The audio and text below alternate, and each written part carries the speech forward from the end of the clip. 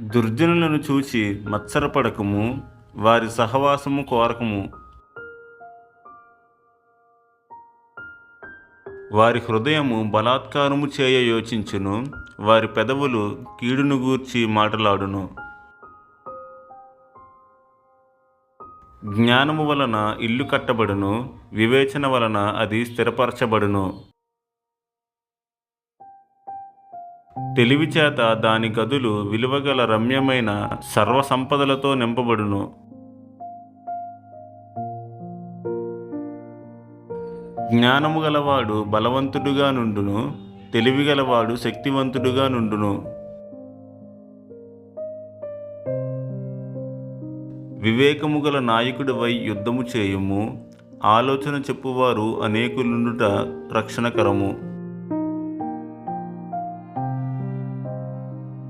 మూర్ఖునికి జ్ఞానము అందదు, గుమ్మమునొద్ద అట్టివారు మౌనులై యుందురు.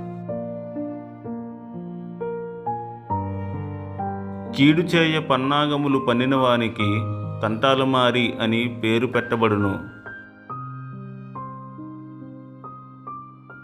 మూర్ఖుని యోచన పాపము, అపహాసకులు నరులకు హేయులు. శ్రమదినమున నీవు కృంగిని ఎడల నీవు చేతకాని వాడవగదువు.